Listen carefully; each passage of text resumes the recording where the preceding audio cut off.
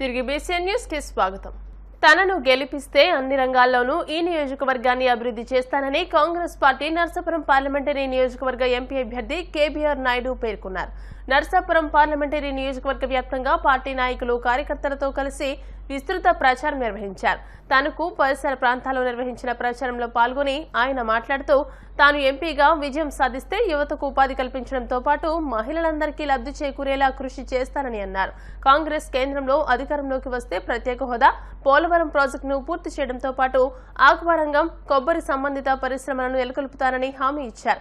గ్రామాల్లో పాల ఉత్పత్తులను పెంచేలా డైరీలను నెలకొల్పడంతో పాటు గోదావరి వశిష్ఠ వారధి నిర్మాణానికి కృషి చేస్తానని హామీ ఇచ్చారు. ఈ ఎన్నికల ప్రచారంలో కాంగ్రెస్, సిపిఎం, సిపిఐ నాయకులు, ఆయా నియోజకవర్గాల అభ్యర్థులు పాల్గొన్నారు. ఈ ప్రాంతీయ పార్టీలు ఆంధ్ర రాష్ట్ర అభివృద్ధిని అడ్డుకున్నాయి. వీళ్ళు ఏమీ చేయలేదు. కాంగ్రెస్ ప్రభుత్వం ప్రత్యేక హోదా ఇచ్చింది, ఎన్నో విభజన హామీలు ఇచ్చింది. వీటిని సాధించడంలో ఈ రెండు ప్రాంతీయ పార్టీలు కూడా ఘోరంగా విఫలమయ్యాయి. వీరు బీజేపీకి బానిసల్లగా మారిపోయారు. మీరు ప్రశ్నించండి. జగన్మోహన్ రెడ్డి గారు అన్నారు 25 ఎంపీలు ఇస్తే బీజేపీని మెడలు వంచి ఆంధ్ర రాష్ట్రానికి ప్రత్యేక హోదా తెస్తాన్నాడు. ఎందుకు తేలేదని జగన్మోహన్ రెడ్డిని అడగండి. మీరు జగన్మోహన్ రెడ్డిని ఎందుకు ఓటు వేయాలి అని అడగండి.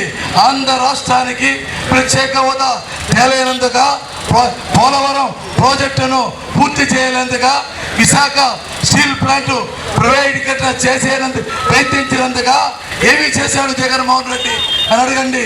గత 4 సంవత్సరాలుగా రాష్ట్ర ఆర్థిక వ్యవస్థను చాలా చిన్నాభిన్నమైన ఆంధ్రప్రదేశ్లో ఈ వ్యవస్థను గాడిలో పెట్టాలంటే ప్రత్యేక హోదా కావాలి. ప్రత్యేక హోదా ఇచ్చే ధైర్యము, దమ్ము కాంగ్రెస్ పార్టీకి ఉంది. మా నాయకుడు రాహుల్ గాంధీ మీ ఆంధ్ర ప్రజానీకానికి వాగ్దానం చేశాడు. మీరు ప్రశ్నించండి. మీరు వేసే ప్రతి ఓటు కూడా ఈ ప్రాంతీయ పార్టీలకి వేస్తే అవి బీజేపీకి వేసినట్టే. దేశవ్యాప్తంగా దళితులు, మైనార్టీలు ఆందోళన చెందుతున్నారు. మీకు తెలుసు మణిపూర్లో జరిగిన సంఘటనలు, అటువంటి ఎన్నో సంఘటనలు దేశవ్యాప్తంగా జరుగుతున్నాయి. మోదీ రైతు వ్యతిరేక మీద ఇక్కడంతా రైతులు ఉన్నారు. మీరు ఆలోచన చేసుకోండి. మోదీ రైతులకు వ్యతిరేకం. అతను 3 నల్ల చట్టాలు తెచ్చాడు. ఆ చట్టాలకు వ్యతిరేకంగా దేశవ్యాప్తంగా రైతులు ఢిల్లీ నడిబొడ్డులో 2 సంవత్సరాల పాటు 700 మంది చనిపోయారు. పాపం వాళ్ళ తీవ్రతను గుర్తించి వాళ్ళ ఆందోళనకు భయపడి 3 చట్టాలు వెనక్కి తీసుకున్నాడు. మీకు రాహుల్ గాంధీ గారు ఈ రోజున రైతు పక్షపాతిగా మీకు కాంగ్రెస్ మేనిఫెస్టోలో కనీస మద్దతు ధరకు న్యాయబద్ధత కలిగిస్తున్నాడు. ఇది ఆషామాషి కాదు. మొట్టమొదటి మన ఎంఎస్పీకి కనీస మద్దతు ధరకు న్యాయబద్ధత కలిగిస్తున్న ఒకే ఒక పొలిటికల్ పార్టీ కాంగ్రెస్ పార్టీ. ఏ పార్టీ మేనిఫెస్టో లేదు. కాంగ్రెస్ పార్టీ మీకు నిబద్ధతతో మీకు చేస్తుంది.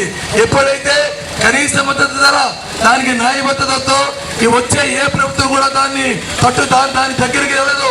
రైతులకు అన్యాయం జరుగుతూ కనీస మద్దతు అంటే ఈ పెట్టుబడికి 50% లాభం కలిపి మీకు గిట్టుబాటు ధర ఇచ్చే ప్రక్రియలో రాహుల్ గాంధీ మీ వెంటున్నాడు. రాహుల్ గాంధీ యువకుడు. గత 4000 కిలోమీటర్లు పాదయాత్ర చేసి యువతకు ఆకర్షించి అతను జననాయకుడు అయ్యాడు. అతని ఆలోచననే ఈరోజు జరుగుతుంది. యువత అంతా కూడా రాహుల్ గాంధీ నాయకత్వం వెనకాల మీరు ఉండాలి. ఆయనకి మంచి ఆలోచన విధానం ఉంది.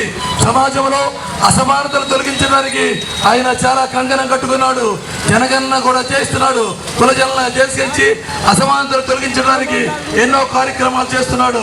యువత గురించి ఆయన ప్రతి గ్రాడ్యుయేట్ కి, డిప్లొమాకి 1 సంవత్సరం పాటు స్టైఫెండ్ లక్షిస్తున్నాడు.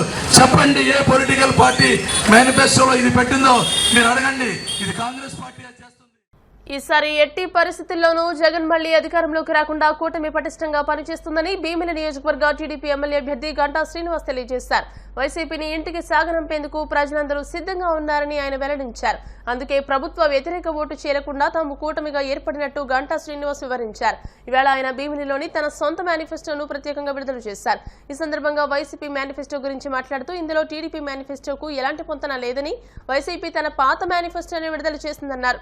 మళ్ళీ ఇంకొకసారి ఈ రాష్ట్రం జగన్మోహన్ రెడ్డి గారిని బరాయించే కెపాసిటీ రాష్ట్రానికి లేదు. ఈ రాష్ట్ర ప్రజలు ఏమాత్రం కూడా పొరపాటున మళ్ళీ జగన్మోహన్ రెడ్డి గారు వస్తే తీవ్రంగా నష్టపోతారు, కాబట్టి ఆ ప్రభుత్వ వ్యతిరేక ఓటు చీలకూడదు అనే ఒక లక్ష్యంతో ఈ అన్ని పార్టీలు కలిపి ఒక కూటమిగా ఏర్పడడం జరిగింది. ప్రజల అభిప్రాయం ఎన్నికలు ఎంత త్వరగా వస్తాయి, ఎంత త్వరగా ఓట్లేసి మళ్ళీ కూటమిని గెలిపించాలి, వైఎస్ఆర్ పార్టీని ఇంటికి పంపించాలనే ఆతృత అందులో కనిపిస్తూ ఉంది. అందుకే మొన్న మేము చెప్పడం జరిగింది, మే 13 ఎన్నికలు అయిపోయిన తర్వాత జూన్ 4న కౌంటింగ్ అవుతుంది. జూన్ 4 సాయంత్రం జగన్మోహన్ రెడ్డి గారు గవర్నర్ గారు కలిసి తన రాజీనామాని అఫీషియల్గా అందజేయబోతా ఉన్నారు. ఆ తర్వాత జూన్ 9 చంద్రబాబు నాయుడు గారు అశేష జనవాహిని మధ్య ఆయన ప్రమాణ స్వీకారం, ఆంధ్రప్రదేశ్కి 3వ ముఖ్యమంత్రిగా మళ్ళీ ఆయన చంద్రబాబు గారు ప్రమాణ స్వీకారం కూడా చేయబోతా ఉన్నారు. ఈ సందర్భంగా ఏదైతే ఇప్పటికే ఆ సూపర్ 6 మేనిఫెస్టో కానీ, అలాగే జనసేన పెట్టిన షణ్ముఖ వ్యూహంతో ఆయన ఇచ్చిన అంశాలు కానీ అన్నీ కలిపి ఇప్పటికే మొన్న విజయవాడలో చంద్రబాబు నాయుడు గారు, అలాగే పవన్ కళ్యాణ్ గారితో పాటు బీజేపీ కేంద్ర నాయకులు సిద్ధార్థ్ సింగ్ ఆయన సమక్షంలో ముగ్గురు కలిపి ఆ మేనిఫెస్టోని రిలీజ్ చేయడం జరిగింది. ప్రధానంగా ఆ మేనిఫెస్టోకి ఎందుకు ప్రాధాన్యత వచ్చిందంటే, అంతకుముందు 2 days బ్యాకే ఏదైతే వైఎస్ఆర్సీపీ పార్టీ ఉందో వాళ్ళ మేనిఫెస్టో కూడా రిలీజ్ అయింది. ఆ వైఎస్ఆర్సీపీ పార్టీ మేనిఫెస్టో ఏమాత్రం కొద్దనం లేకపోవటం, ఏదో కొత్త సీసాలో పాత సారాలాగా ఏదైతే 2019లో చెప్పిన అంశాలు ఉన్నాయో వాటిల్నే మళ్ళీ ఆయన రిపీట్ చేస్తున్నామని చెప్పడం జరిగింది. ఆయన చెప్పిన కొత్త విషయాలు ఏంటంటే, పెన్షన్ ఏదైతే 3,000 అని చెప్పి 5 ఏళ్ళు తీసుకున్నాడు 3,000 చేయడానికి, మళ్ళీ కూడా వచ్చే 5 ఏళ్లలో కూడా 24 ఎన్నికలు అయితే 24 కానీ 25 కానీ 26 కానీ 27 కానీ ఏమీ పెన్షన్ పెంచడంట. 28 ఒక 250 రూపీసు, 29 ఇంకో 250 రూపీస్. అంటే ఎన్నికల సంవత్సరాలు 28, 29 ఎన్నికల సంవత్సరాలు కాబట్టి ఆ సంవత్సరంలో ఒక 2 లక్షల రూపాయలు పెంచుతాను పెన్షన్ అని చెప్పి ఆయన చెప్పడం జరిగింది. ఇది ఒక లోకల్ మేనిఫెస్టో, కాన్స్టిట్యున్సీ మేనిఫెస్టో కింద మనం తయారు చేసి ప్రజలకు ఇచ్చి రేపు అధికారంలోకి వచ్చిన తర్వాత ఈ అంశాలు ఒక్కొక్కటి అధికారులతో మాట్లాడి ఈ అంశాలన్నీ కూడా నెరవేరిస్తే మనకు కూడా ఒక మంచి సాటిస్ఫాక్షన్ ఉంటుంది, పబ్లిక్ కూడా బాగా ఒక మంచి ఫీల్తో ఉంటారనే ఉద్దేశంతో ఈ లోకల్ మేనిఫెస్టోని ఒకటి తయారు చేయడం జరిగింది. సో ప్రధానంగా ఫస్ట్ పెట్టుకున్న మేనిఫెస్టోలో, లోకల్ మేనిఫెస్టోలో ఫస్ట్ అంశం ఏంటంటే హౌసింగ్ టౌన్షిప్. ఈరోజు వైజాగ్ అనేది సర్వేయంగా పెరుగుతున్న ప్రాంతం. మరి వైజాగ్ పెరుగుతుందంటే దాంట్లో ప్రధానంగా 90% మన భీమిలి నియోజకవర్గం పెరుగుతూ ఉంది. ఆ వచ్చే మైగ్రేషన్లో 90% అబౌవ్ భీమిలికి వస్తూ ఉన్నారు. అంతేకాకుండా మనకి అంతర్జాతీయ విమానాశ్రయము భోగాపురంలో వస్తూ ఉంది. అది ఇంకొక 1 yearలో స్టార్ట్ అవుతుంది. కాబట్టి వన్స్ ఎయిర్పోర్ట్ స్టార్ట్ అయితే ఆ ఇంటర్నేషనల్ ఎయిర్పోర్ట్కి మన వైజాగ్ సిటీకి మధ్యలో ఉన్న ప్లేసు భీమిలి. ఈ భీమిలి నియోజకవర్గంలో ఒక మెగా హౌసింగ్ టౌన్షిప్ ప్రాజెక్ట్ ఒకటి అవసరం ఉంది. ఇటువంటి కాలనీ ఏదైతే టౌన్షిప్ ఒక హెచ్ఐజీ, ఎంఐజీ, అలాగే ఎల్ఐజీ అందరికి కూడా అందుబాటులో ఉండే విధంగా 3 categories ఆఫ్ ఫ్లాట్లు పెట్టి ఒక ఎంత వీలైతే ఎక్కువ మందికి, ఒక 5,000 మంది 10,000 మందికి అకామిడేట్ చేసేటట్టుగా, దానికి ఇన్ఫ్రాస్ట్రక్చర్ ప్రొవైడ్ చేసేటట్టుగా ఒక బెస్ట్ మోడల్ మెగా టౌన్షిప్ ఒకటి భీమిలి నియోజకవర్గంలో ప్రపోజ్ చేయాలని చెప్పి ఒకటి మేము మెయిన్ అనుకుంటాం. కూటమి అభ్యర్థుల విజయానికి నాయకులు, కార్యకర్తలు సైనికుల్లా పనిచేయాలని బీజేపీ నాయకురాలు నటి నమిత పిలుపునిచ్చారు. విశాఖలోని తమ పార్టీ కార్యాలయంలో ఎన్నికల ప్రచారంలో భాగంగా ఆమె మీడియాతో మాట్లాడుతూ సార్వత్రిక ఎన్నికల్లో ఎన్డీఏ కూటమి అభ్యర్థులంతా ఘన విజయాన్ని నమోదు చేసుకుంటారని అన్నారు. దేశ అభివృద్ధి లక్ష్యంగా మోదీ పాలన సాగుతోందని అన్నారు.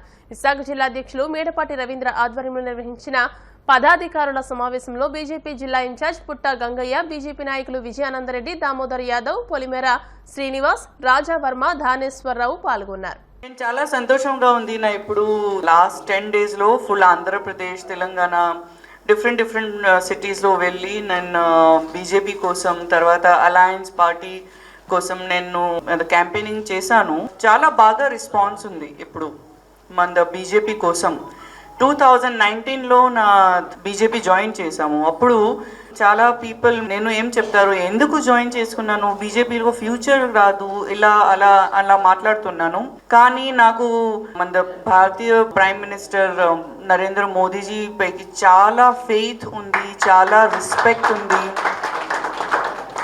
విశ్వగురు, భారత్ పుత్ర, Bharat Ratna and pride of Gujarat I'm from Gujarat. నా కోసం అది ఒక అచీవ్మెంట్ లాగా ఉంది. And working as a BJP కార్యకర్త is in my destiny and I'm going to fulfil it. నేను చాలా సంతోషంగా ఉంది. ఇప్పుడు బీజేపీ చాలా ప్రోగ్రెస్ చేసుకున్నాను. మీరు అందరికీ ధన్యవాదం చెప్పాలి. ఎందుకు అంటే we all are small one drop of the ocean. ఇప్పుడిదా BJP is becoming a huge massive wave and in the big sea. మీ అందరికీ ధన్యవాదం చెప్తున్నాను. Thank you so much for your contribution. జहाँ जहाँ कमल खिलेगा प्रगति और विकास वहाँ वहाँ जरूर होगा. यही काम आपने बहुत बढ़िया कर रहे हैं, करते रहे और हमारा देश और उन्नति की ओर जाएगा हमारे मोदी जी के गाइडेंस में. Shri Vishnu Kumar Raju ji BJP MLA candidate Visakha North NDA వాళ్ళకి కాంగ్రాచులేషన్స్. శ్రీ వంశీ కృష్ణ యాదవ్ గారు JSP MLA candidate Visakha South NDA congratulations అండి. Velagapudi Ramakrishna Babuji TDP MLA candidate Visakha East NDA congratulations అండి. శ్రీ పీజీవీఆర్ నాయుడు గారు గన్నా బాబు గారు TDP MLA candidate Visakha West NDA వాళ్ళకి కాంగ్రాచులేషన్స్ అండి. Vizag North P Vishnu Kumar Raju BJP వాళ్ళకి కాంగ్రాచులేషన్స్. భీమిలి గంటా శ్రీనివాస్ గారు టీడీపీ మీకు కాంగ్రాచులేషన్స్ అండి. गाजुवाका पल्ला श्रीनिवास गारू टीडीपी कांग्रेचुलेशंस अंडी. नम्र विनंती है कि आप सब हम सब इन कैंडिडेट्स को भरपूर वोट्स दे और इनको तहे दिल से शुक्रिया करें, उनको कांग्रेचुलेट करें और इन्हीं को विनर बनाएं. एनडीए कूटनी की वोट वेయండి, అందరికీ గెలిపించండి. థ్యాంక్స్ అండి. జై శ్రీరామ్. తమిళనాడు రాష్ట్రంలోని టపాకాయల తయారీకి ప్రసిద్ధి చెందిన శివకాశిలో భారీ పేలుడు సంభవించింది. బాణసంచా తయారీ కేంద్రంలో ముడి సరుకును లోడ్ చేస్తూ ఉండగా ప్రమాదవశాత్తు భారీ విస్ఫోటనం జరిగింది. ఈ ప్రమాదంలో పేలుడు దాటికి మొత్తం 7 అక్కడికక్కడే ప్రాణాలు విడిచారు. అందులో 5 మహిళలే ఉన్నట్లుగా తెలుస్తోంది.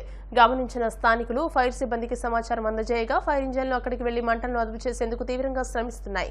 అయితే మంటలు అదుపు చేస్తున్నప్పటికీ కర్మాగారంలో మందుగుండు సామాగ్రి ఎక్కువగా ఉండడంతో మంటలు ఎగిసి పడుతున్నాయి. ఈ ఘటనకు సంబంధించిన పూర్తి వివరాలు ఇంకా తెలియాల్సి ఉంది. వార్తలు ముగించే ముందు ముఖ్యాంశాలు మరోసారి. ఆకివీడు మండలంలో స్వతంత్ర ఎమ్మెల్యే అభ్యర్థి శివ ఎన్నికల ప్రచారం. నేను ఎమ్మెల్యేగా ఉన్నప్పుడే ఉండి నియోజకవర్గం అభివృద్ధి చెందిందని స్పష్టం.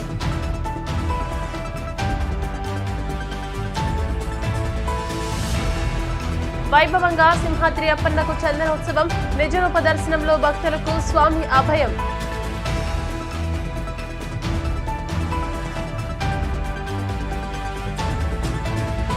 ఆకివీడు పట్టణంలో ఉండి టీడీపీ ఎమ్మెల్యే అభ్యర్థి రఘురామకృష్ణరాజు ఎన్నికల ప్రచారం. కూటమితోనే అభివృద్ధి సాధ్యమంటూ స్పష్టం.